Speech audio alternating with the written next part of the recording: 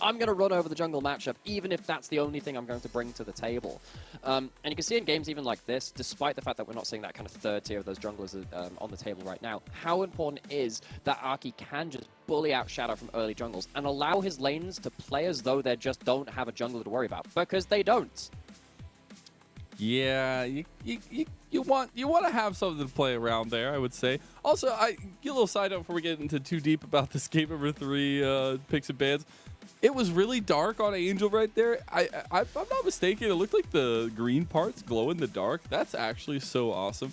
But, you know, that's just my play-by-play brain thinking. It's like, I want to wear a bunch of glow-in-the-dark stuff. That's so cool. NIP going to be shining in the dark here, though, so far on blue side. With that ban of the Zeri, the Cassante, and the Rumble. We got that Nico, Lucian, and TF banned by OMG. And first pick priority from NIP is actually the Aphelios. Well, you have some issues here now. You either give up via Ahri or you give up the Milio. I don't think you can give up the Milio. I think that's the right choice. You have to pretty much take Ahri on this rotation now. Now, Angel is a good player of the Ahri. I think that Cream and Angel are two of our better Ahri players in the league. Turns out we have a lot. Oh, no! Ah! Okay. Ah, Yubi made it through! The double kitty cat comp. Is Ahri a kitty Wait, cat? hang on. I take offense. No, she's a fox, Mazel. They're completely different. Ears, tails, you know, animals. I know what animals do. That encompasses like dozens of different animals. Anyway, we have a lot of different picks making it through for this third game. The learnings from that first game meant that the TF was taken off the table from OMG. They gave up the Milio. Everything's been given up in response, though. We're not going to get ourselves something like the Zeri Yuumi.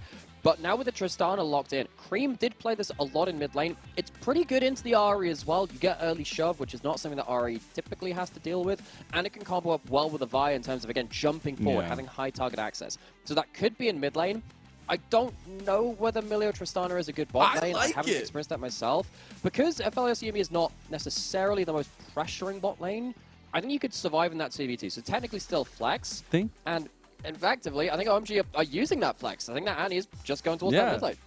Think about the range. You already get advanced range as you level up with Tristana as you go through the game, right? But also with the Aphelios, that range advantage is going to be insane. And the single target selection that they're going to have right now with the Annie now locked in is so troublesome for NIP. Now, they do have a lot of really good peel tools right now. They get the Viego for Shadow, something aggressive to combat Aki's Vi. But it is this Gragas that means the most in this game, I feel like. Those casks are going to have to be on point. So Shanji's Gragas counter has been Aatrox this split. You do have an enchanter to make that work. However, if you're going into a tank on that top side, picked up the hovering there, would have also worked tank versus tank. Shanji, his champion pool is so large, you know he's going to have so many different answers to it. He goes back towards this cannon. Now, of course, you are going to be going into that Yuumi who's going to have the exhaust, of course, which will help the Aphelios stand and fight. But with the amount of, again, proactive tools which OMG have with potentially winning lanes as well, Annie is meant to keep the Ahri in lane. Cannon wins almost every lane we see in meta right now. The one question mark is this bot lane, because the Tristana Milio, it's not so much I've seen before. You're against a Yuumi as well, which, of course, gives you a bit of a time condition on the game. Most of the time, evened out a little bit by the Milio, because you both have very, very strong enchanters. This game is very strange draft compared to our first two. I will say there was a kind of point we were hovering around earlier on in the series when we were setting things up, that will bot lane be exploited on either side. We definitely saw that in game number 1 against OMG. Abel and PP got not having necessarily the best time. Game number 2 looked a lot more stable. Now we're getting the culmination where we had a serious clapback from OMG, and now it's NIP with a little bit of aggression, trying to combat a lot of that comfort still coming through for OMG. And while we were talking about exploiting bot lane, it is still this 2v2 in mid jungle that you have to look at. Will we get a 3 of 3 of Aki just invading on Shadow level 2 and trying to pressure to make sure that his lanes can find advantages? Or do, going into a third game, NIP actually have an answer to that? Do they play proactively around that aggression? We're going to be finding out very soon as we dive into game number 3 here. Both teams on the precipice of claiming another series win as we are in week number 3, almost to that halfway point. And it is NIP looking at a comeback here from that game 2, Jayo's ring.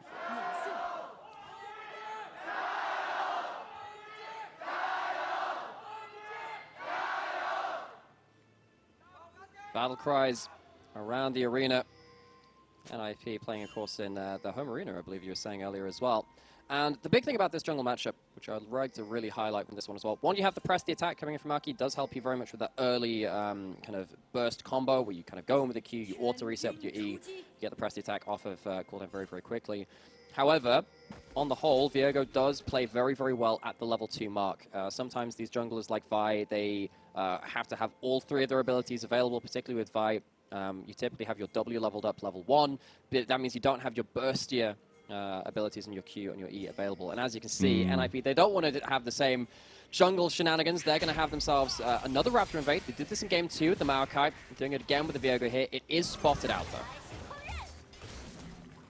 We haven't seen the Tristana in 116 days when it was played by Abel in the TT versus OMG matchup in spring, it seems. So, been a little while, but the Melio definitely looking to unlock this composition. We see Aki going for a counter invade here to try to set up this vertical jungling that Shadow has initiated. Okay, so Aki, once again, getting into the enemy side of the jungle. Aki doing that very consistently. Shadow does give himself 2 camps on that top side. He's going to go crossover mid. Cream will see this. Needs to be a little bit careful, but backs off just as Angel hits level 2. Yeah, Shadow should know that they have a little bit of vision on here. Cream not going to be baited in just yet. Got a nice little hover up from PP God as well, just in case. But the red buff has been secured by Aki. Make his way out back over to his blue buff. And not as much successful aggression for Shadow this time as we've seen from Aki in the past. But it is still a bit of a resurgence from what we have seen. So Aki's not going to be able to take 2 camps away from the enemy jungle. That's what Shadow's done, so he's going to be down 1 camp to out of his own jungle compared to what Shadow has done. But you're right, Shadow kind of ummed and ahed a little bit. Wasted a second here or 2, waiting to see if there was something in the mid lane, which does mean that Aki is able to get out safely. He's going to be able to get his own clearing route up towards that top side, going on strongly as well. Also probably not going to get double scuttled at this point, which is of course something which Aki did in some of those previous games. However, the same eventuality has happened as in game 2, where despite the fact that jungle has not gone as well for Aki, you have got isolated lanes where the cannon can just start pushing in and just be the early bully, which we know he can be. Aki's going to be looking up towards top lane now as well. You got a bit of a hover from Angel out of mid lane that could potentially come to dissuade something, but Aki's looking for some proactivity up here with a bit of a weird lane state going on for Shanji. We might actually see a fight around this top scuttle. Shanji has push right now. Invincible trying to get something back, so he might be able to roam into river. Angel already has some options going towards that top side river. Has the push right now onto Cream. That's part of what has happened from the vertical jungling. And now, actually with this, Shadow has the ability to get towards top side as well. As soon as that body slam came forward, you know what was coming. The guillotine comes down in first blood to OMG. Shadow's waiting for Aki in the wings, but he's by himself. And quickly, Shanji can come down to join. So he's just going to start the back. Aki will end up backing off. Shanji going to have to stop his back. See the GAN Esports logo there from Aki, but it's Shadow looking for something back. I love that as well. Of course, history of Vietnamese junglers being incredibly aggressive. SOFM and the LPL, of course, and then Levi, one of the better players to do that ever out of the VCS. Aki, he's been channeling a lot of that in the early game, in fairness. Getting into the enemy jungle as much as possible. Is, in fact, going to lose another Raptor spawn, so Shadow doing much better on the individual matchup. But the fact that he gets the first kill and it buys something for Shanji on that top side is really, really annoying for the side of NIP.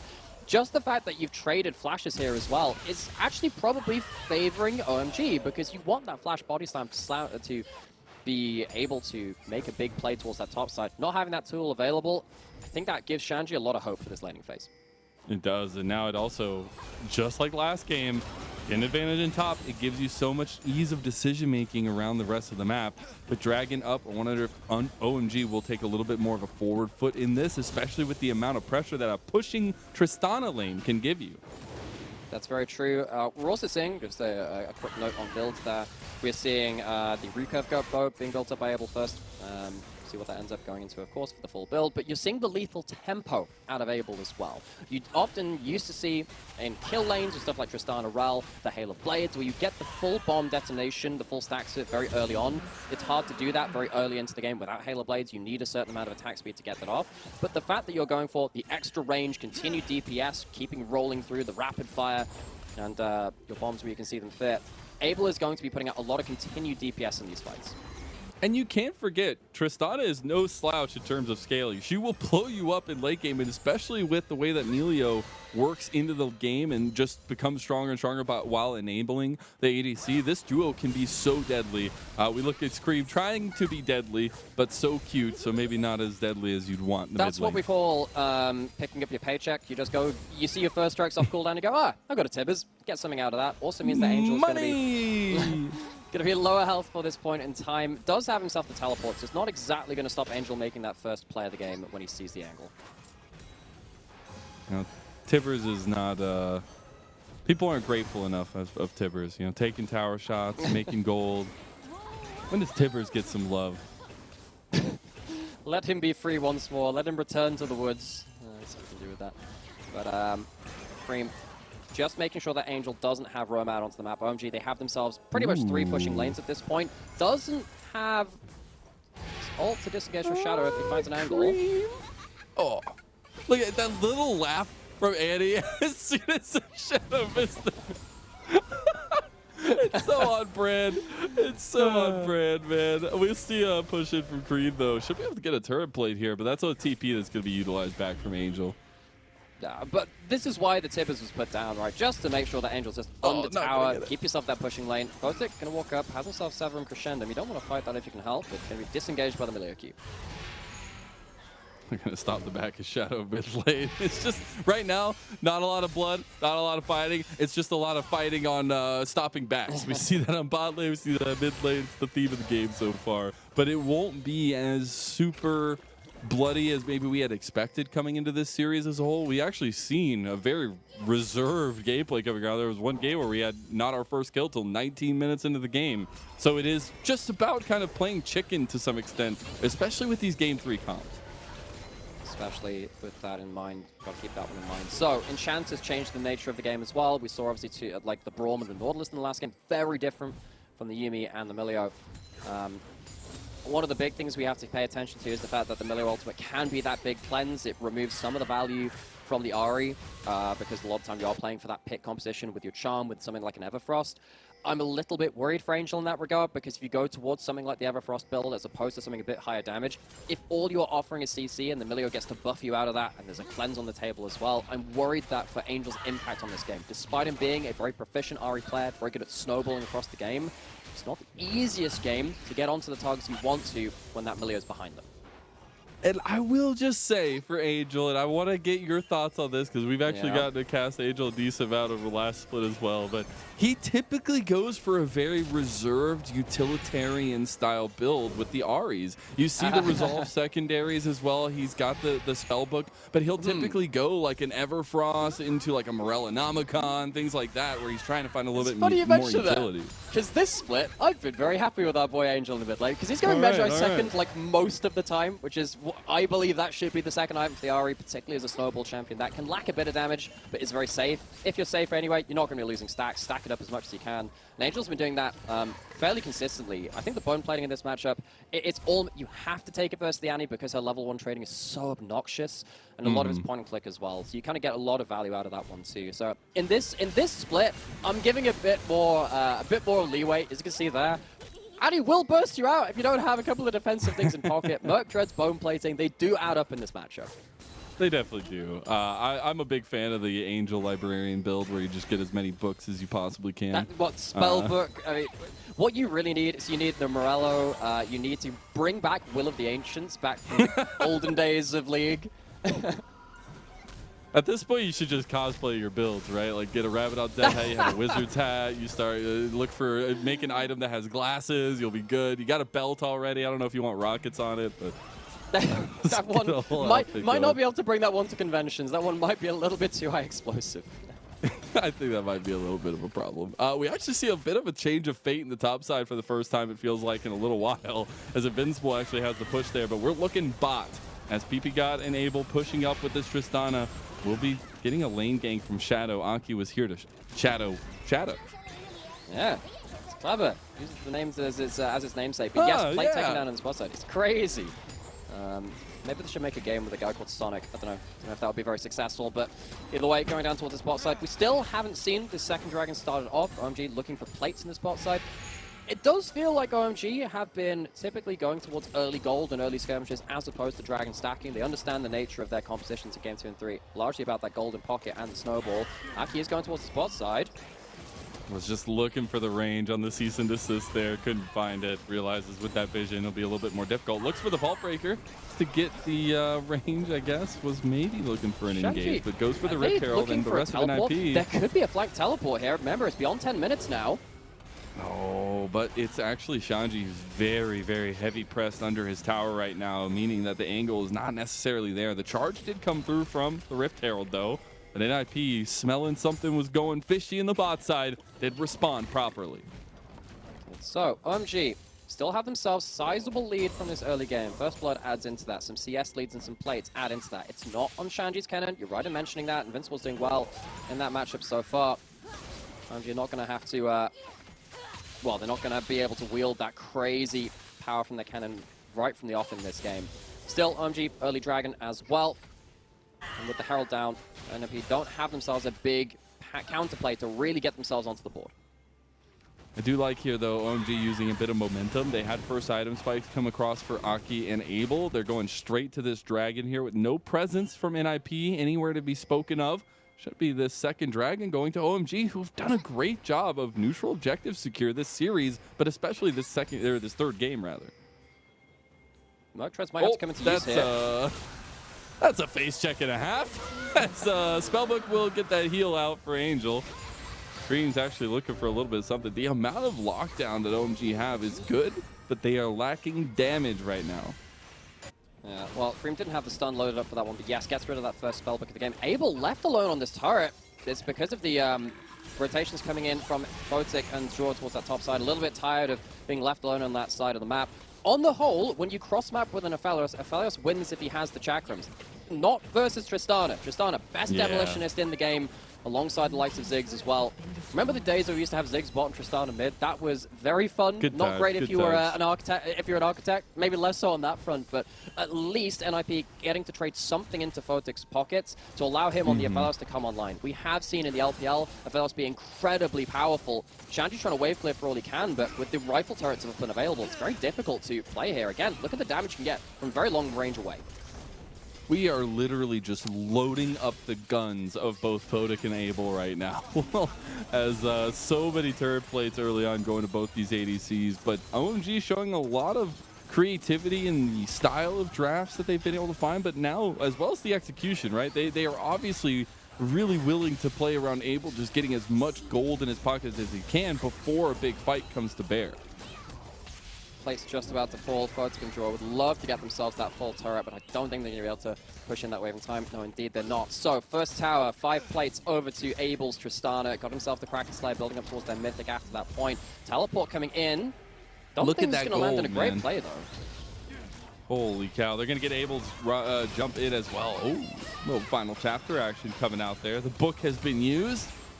And OMG, we're looking for a top lane gank. There's another Rift Herald coming up in about 30 seconds, but still a little bit away from that timing. Shadow looking for the invade, does get some camps away. So second Herald coming up in 20 seconds. I think OMG would love to get themselves that and open up the map a little bit more. Shanji has been just continually on weak side, trying to blow open Shadow's HP bar. Maybe thinking there was a bot lane play coming in, trying to make a play on the weak side to take away some HP from NIP to work with. What that means is that NIP, they can't make as aggressive plays with Shadow on the board right now with some health missing. It leaves Abel alone to play towards his top turret. Again, Demolition is working out really well. But Shanji doesn't get to get this wave on the bot side, which is a little annoying for this cannon again. I will just say, though, this is bread and butter for OMG. This is how you want to play this style. You want to get as much of these turrets down with this very strong pushing Tristana and then get into a teamfight potential where you can go front to back, and they have that.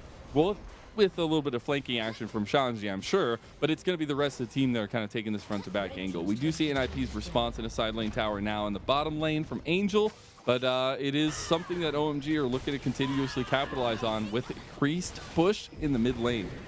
Yeah, this tower is completely gone. The work done by Cream earlier means that this tower is very low HP. It's going to go completely down. Big jump up here. Invincible has flash, has ult. This could be a big flank angle. This is like a triple flank coming through from NIP. Into 4 members here. Cass comes through and the resets start coming through. NIP find the big pick apart fight, and Aki will go down here unless the Vault Breaker's enough to get him out. The slow head come through at the last second. Charm connects and Invincible connects that kill. That's huge stuff for NIP. Great punish from NIP on the overpush of OMG. They'd already taken the turret. They didn't have to stay after that point. It was greedy from them. NIP, they had the teleports, they had the flanks, and Invincible in he had a great game 1 in a winning side lane matchup. In this game 3, gets himself a winning lane again in the early lane. He's done himself well at that point, and he gets himself the first big team fight impact of the game, while Shanji just didn't commit to that fight. You don't have to stay this far. They just overstay a handful of seconds too much, and that's it. That's enough. They group up. Huge body slam coming in from Invincible. Now we have the sideline play. He doesn't have that flash anymore. Oh no, a little bit of caster cursing and a little bit of dying for Invincible. Cream gets the kill in the side lane. Good stuff there from OMG to get a response somewhere. Get Invincible off the map, get Shanji some gold in pocket, and Cream picks up, of course, a bit of that kill participation as well. Now, when we're getting through into this next part of the game, gold is, of course, not completely out of control. We've seen that NIP, they have themselves the ability to reach that black line, and despite the fact that Abel will have great range advantage, and there's great engage coming in from OMG, I don't think this composition from OMG is completely safe versus NIP, of course. You have a lot of ability to dash forward, despite that melee ultimate being good versus something like the Ahri or some of the slows from Yuumi. You can kind of play the longer fights and play around that cleanse. The Gragas and the burst combo coming through from NIP might be enough to just 100 to 0 the first target. I'm starting to like this NIP composition coming together here as they have moved all their members to this mid lane to get priority for the Dragon. And now at this point, I feel like in Game 3, I can safely say priority has been name of the game for this series so far. We heard Angel talk about it earlier on, but it has seriously ended up in these early games, while not a lot of kills, a lot of pressure on the map has been given. Abel walking a bit close to that fog of war there. Invincible still has no flash. 2 items for the Tristana as the Navori Quick Blades. With the lethal tempo, the increased range, again, you can have instant rapid fires. Crazy amounts of bombs coming out across these fights as well. The consistent DPS from NIP, if Abel gets to free fire, is very, very high. Look at OMG Shanji. had the similar situation in game 1. NIP, they're looking for a bursty fight. Take down a target first. They might have seen Shanji here. He still comes in lethal as ever. Nice body slam from Invincible's final chapter across the majority of the team. As the reset position-wise comes through from NIP, they come away losing their ADC, which means they cannot contest this Dragon. Soul point to OMG. That is a really awkward moment for NIP, but the fact that it could have gone so much worse is terrifying for them. Shanji uses the flash, but is luckily blocked out by Invincible. Died on that side lane, but the teamfight impact from Invincible has been felt so far. NIP, this was the point in the game where they were starting to win in game 1 really heavily. This was where their first blood came around. This is where they started to pull ahead in the game. It is not the same in game 3. Soul point very early on from OMG. And I'm just saying right now, you got a 5-minute timer from this moment that we're rewatching is Shanji. Even with the control ward, it doesn't matter because you're still going to get the pressure off on that side. And while the block comes through from Invincible, it's just great target selection from OMG. It is, and the fact that NIP are looking for a bursty fight where they get rid of the Tristana really early and they couldn't manage that, that's going to be very important to track later into that game. They couldn't achieve it now. You see what happens when the Tristana has the threat of jumping forward. That could have been so much worse. It definitely could have. This Tristana starting to get online here. Second item completed, working on a third. Fotic should be completing his second very soon, but obviously still a little bit behind Abel, who again on a comfort champion, on a comfort team now potentially for OMG. It is looking good for their team fight potential and the way that they've been able to mechanically execute. But it's NIP that are trying to put themselves on the front foot. We've had good plays from Invincible. I'm still looking at Angel's adaptation here. It's not the easiest game for Angel to impact, as we were saying. He's gone for the Everfrost into the Merctros to buy himself some defense. Against the Annie, you kind of have to. Annie actually does have legitimate 100-0 threat on you. We'll see if it's going to be twinned into here. Has no flash, has his ult. Has the exhaust, will pop it down on Cream, but it doesn't matter because both of them deliver the damage. 1-2, and Angel is down a side lane tower to boot. That was with a spell like Exhaust. Still had himself the Merc Treads, and that's why you have to buy it in that matchup. In the 1v1, it's dangerous enough. Now Abel Jumps out of the way of the stun from Shadow. OMG A starting bit to of a pull greedy ahead back, across the no? map. Little bit. Does it count if he gets away with it? I guess it doesn't in all actuality. The history is written by the winners. We'll see if OMG can ride this early momentum to a win here. They, again, have about a 4,000 gold lead, but NIP have been scrappy in this series so far. And speaking of Baron scrappy, desperation. they want to Okay. scrap over the Baron. It's Act 2 in the LPL. Baron has spawned. Will it be a comedy, you're a tragedy, losing, or a do mixture it. of both? Here we go. OMG on the approach. Invincible has flash. Invincible looks for it. He's got the cast, but they don't have the angle. You got to look at the flank, though. Shanji's coming. A Grim Reaper has showed up on your back doorstep, but he can't get the angle for the Slicing Maelstrom. The final chapter has come out, and a lot of tools utilized by NIP. They may be bloody, but they at least pulled the hand of OMG. Not quite as dramatic as the play we had envisaged. Act 2 still ongoing for now. Lots of stuff used. You're absolutely right on that. You've used every ultimate on the table for NIP. You have used a teleport. You have used all your defensive summoners from Photic. At least Draw has summoned his back pocket. So next time they attempt, I don't know if they can attempt this again until those are back up. So very nearly able to catch off a key target is Invincible, but they're not stacked this time. The last big team fight we saw Invincible win for his team was when he could catch a 3-man body slam immediately into follow-up. That's just not the case. You don't have Angel in the right position to follow up. You don't have the carries completely blitzed out of the fight immediately. And now we have OMG, again, able to kind of consolidate their position on the map. They might have fallen down to that Desperation and Baron, but now they get to return out into the wider map with more gold, more advantages, and play it again. They're picking right on the Baron yet again here as well. Let's see if they want to go ahead and start this one up. But you're just trying to force the hand at this point. You did just get a second item completion for Photic as well. And you have that Zhonya's for Angel, as well as a Seraph's for Invincible, by the way. So there's a lot of potential threats to deal with for OMG.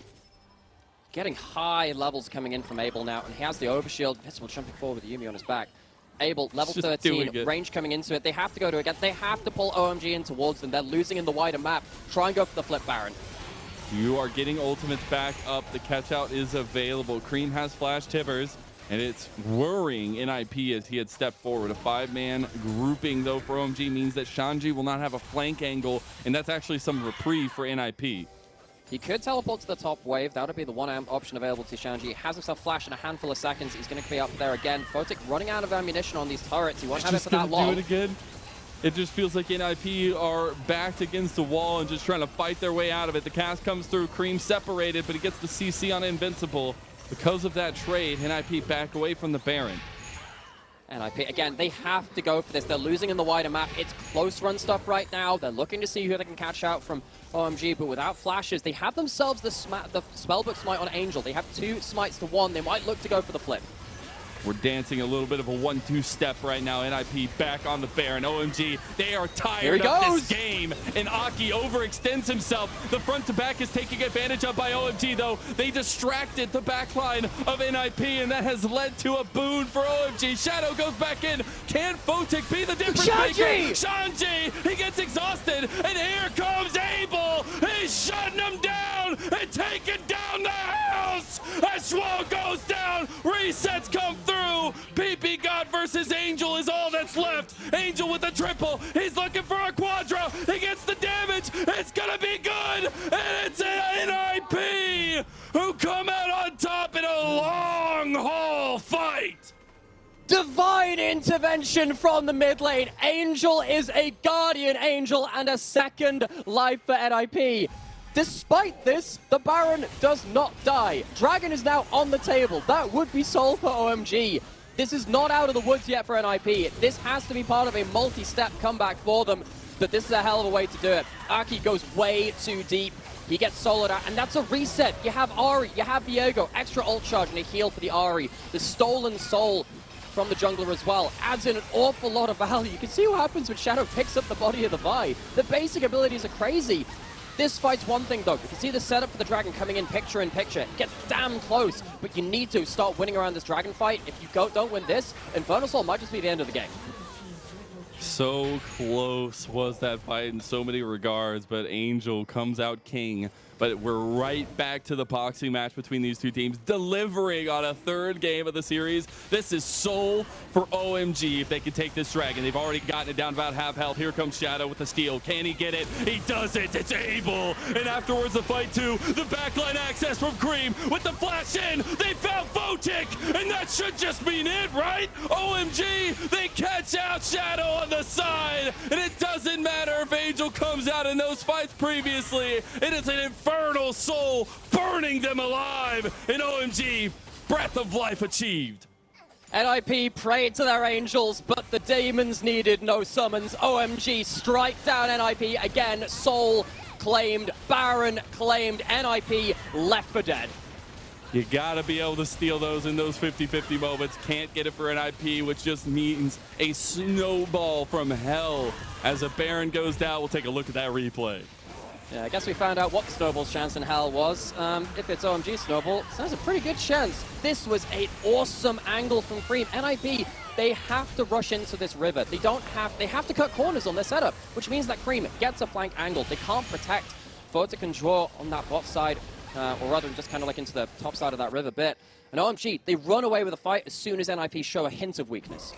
This Tristana pick from Abel, such a clutch moment, but also just a lethal pairing with the Emilio. The range advantage, but the damage done, man. It is so crazy. He's on 3.5 items now.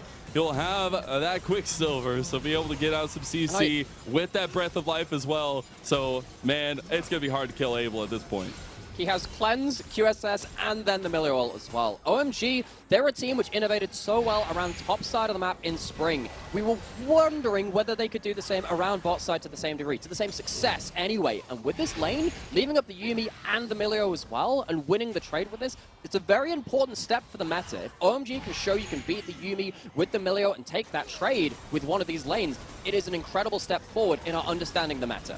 And look how much pressure Abel puts on those towers. The Demolitionist has come to town. Votic is still looking for his in on this Aphelios. You have those one bright moments. You have that 200 years of experience, but you've got to be set up in a position for that. And that's why I just love this third game. We've gone away from what matters in the early game, the early aggression for both junglers, to where they had just stacked resources into the big guns of Abel and Votic. And now it is a 1v1 for their lives in this series at this point. You've got to look at the focus as Siege comes down and inhib falls in mid.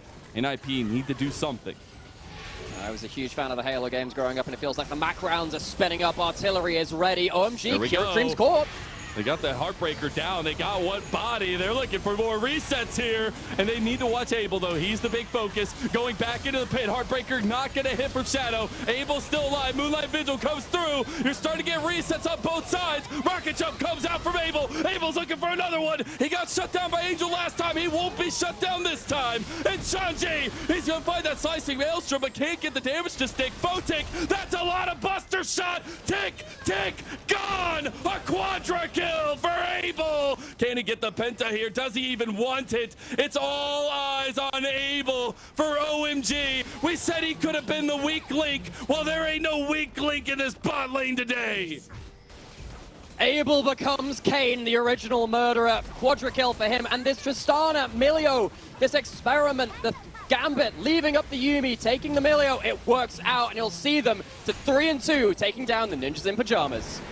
2-1 and a huge reverse sweep from OMG. Just seeming like they found the composition in game 2 that worked for them. They found the aggression that worked for them. And here, even though there was a lot of promising fights from NIP, OMG just with the decisive plays and with the Tristana pick that took the game by storm.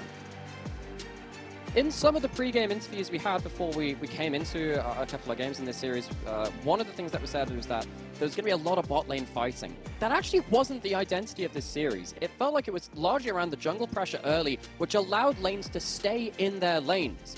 And allowing that to happen and scaling up with an Enchanter changed the identity of the game. Suddenly you're not seeing huge Nautilus hooks in this bot lane to kind of set up for huge dives and to get 4-man plays towards people under their turret. it was more about coming online and coming into those first big team fights of the game. Game 1, Zeri couldn't quite make it happen for OMG. In the second and third games, though, Abel really started to come online. And I'm very excited because one of the things which we've taken from OMG as a team, even from last year, even though they didn't make those playoffs runs, is that they always had a bit of a half